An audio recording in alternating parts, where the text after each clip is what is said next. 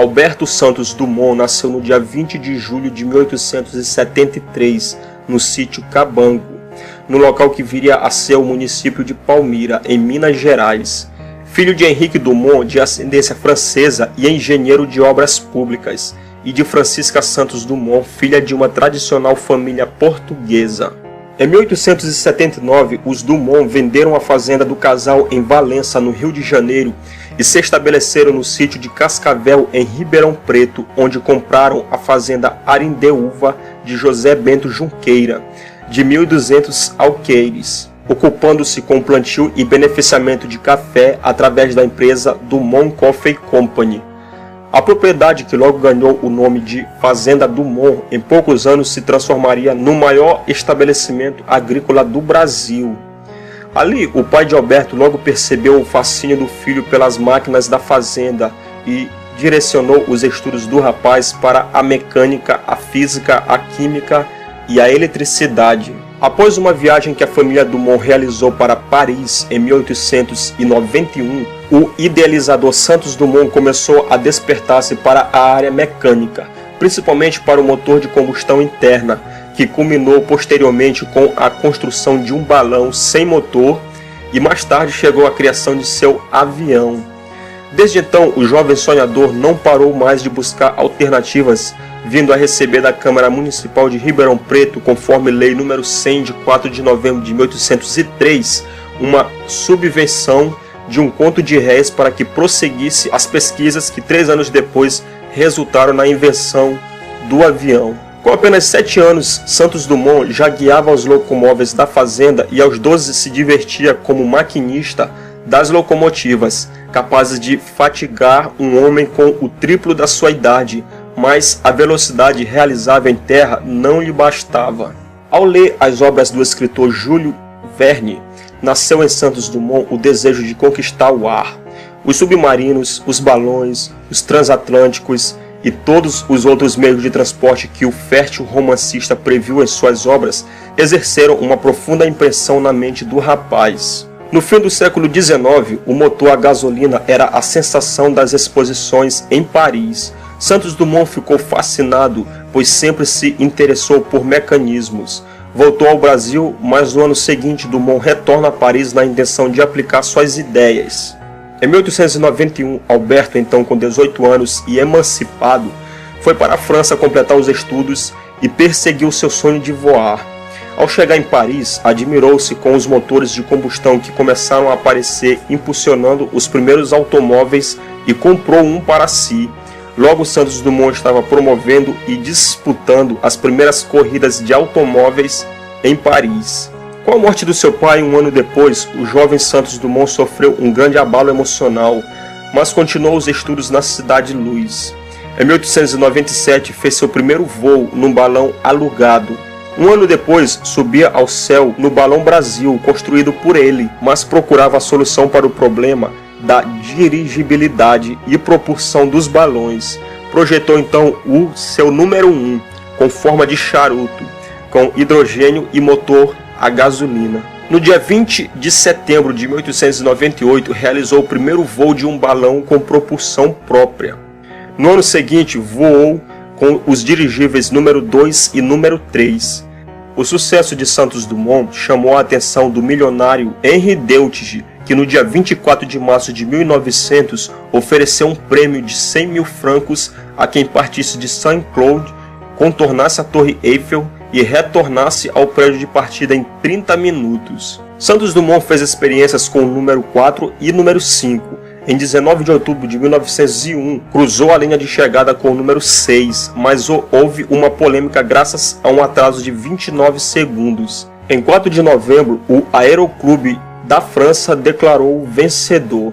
Além do prêmio Deltige, recebeu do presidente Campos Salles outro prêmio no mesmo valor e uma medalha de ouro. Com a conquista do prêmio Deltige, Santos Dumont passou a receber cartas de diversos países em diferentes línguas, cumprimentando. Revistas publicaram edições luxuosas, ricamente ilustradas para reproduzir a imagem e perpetuar o feito. Homenagens não lhe faltaram na França, no Brasil, na Inglaterra e em vários outros países. Em 1902, o príncipe de Mônaco, Alberto I, ofereceu um hangar para ele fazer suas experiências no Principado. Santos Dumont continuou construindo seus dirigíveis. O número 11 foi um bimotor com asas e o número 12 parecia um helicóptero. Na virada do século XIX para o século XX, o homem já havia realizado façanhas que insinuavam ser iminente a criação de uma máquina voadora mais pesada que o ar. Já haviam planadores rudimentares, faltava ainda resolver problemas de estabilidade e propulsão que mantivessem essas máquinas no ar. Em vista dessa iminência, em outubro de 1904, 3 prêmios de aviação foram fundados na França. O primeiro concederia 3.000 francos, $600, para quem voasse 25 metros. O segundo, instituído pelo Aeroclube francês, concederia 1.500 francos, $300, para quem voasse 100 metros. E o terceiro concederia 50.000 francos, $10.000, para quem voasse 1.000 metros em circuito fechado, isto é, retornando ao ponto de partida. Era expressamente exigido por todos os prêmios, porém, que a prova ocorresse na França e sob a supervisão de uma comissão aeronáutica. Do outro lado do Atlântico, em Dayton, Ohio, nos Estados Unidos, os irmãos Orville e Wilbur Wright alegavam já ter conseguido 1 ano antes elevar ao ar uma máquina mais pesada que ele próprio, após anos de incessantes experimentos e árduos esforços.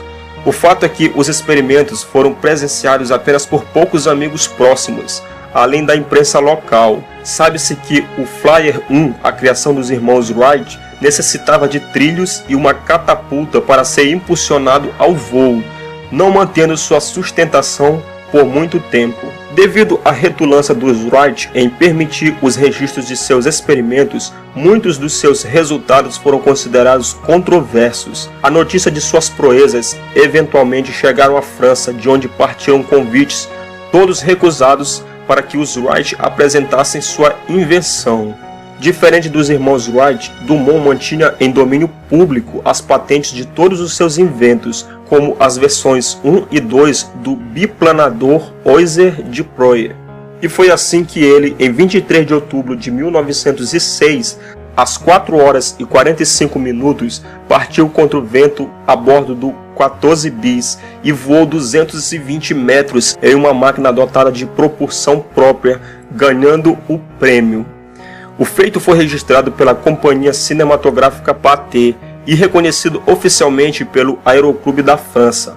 Mais tarde, em 12 de novembro de 1906, Dumont conquistaria outro prêmio, o do Aeroclube da França, vencendo 2 dos 3 desafios propostos em 1904. O fato é que Dumont foi o primeiro a conquistar o reconhecimento oficial e homologado sobre a criação das aeronaves. Porém, anos mais tarde, os resultados obtidos pelos irmãos Wright, ainda que controversos, foram reconhecidos pela Federação Aeronáutica Internacional. Por antecederem os feitos de Santos Dumont, os irmãos Wright ganharam a fama mundial de inventores dos aviões. Ao nosso herói nacional restou o eterno reconhecimento de brasileiros e franceses, por quem até hoje é cultuado como o pai da aviação. Em 1932, explodiu a Revolução Constitucionalista, quando o estado de São Paulo se levantou contra o governo de Getúlio Vargas. Isso incomodava a Santos Dumont, que lançou apelos para que não houvesse uma guerra civil. Mas aviões atacaram o Campo de Marte em São Paulo no dia 23 de julho. Possivelmente esse fato pode ter piorado a angústia de Santos Dumont, que nesse dia, aproveitando-se da ausência de seu sobrinho, suicidou-se aos 59 anos de idade. Dumont inventou, além do 14 bis, o relógio de pulso, o hangar e o protótipo do hidroavião. O primeiro voo da história aconteceu em 23 de outubro de 1906, com o avião 14 bis. Essa data é conhecida hoje em dia como o Dia da Aviação. O distrito de Palmira, em Minas Gerais, onde nasceu Alberto Santos Dumont, hoje leva o seu sobrenome em sua homenagem. Dumont teve contribuições imensas para o surgimento e popularidade do avião. O primeiro a inventar o avião pode ter sido ele ou não. Até hoje existem certas especulações. O fato é que o avião é considerado o segundo meio de transporte mais seguro do mundo, perdendo apenas para o elevador. Santos Dumont contribuiu para a aviação desde antes do primeiro voo de um avião impulsionado por um motor a gasolina. Devido a isso, sua importância é nítida. O que você achou do vídeo? Deixe nos comentários sua opinião e não esqueça de curtir e compartilhar o vídeo. E se for novo aqui, você pode ajudar este projeto a crescer com sua inscrição. Muito obrigado!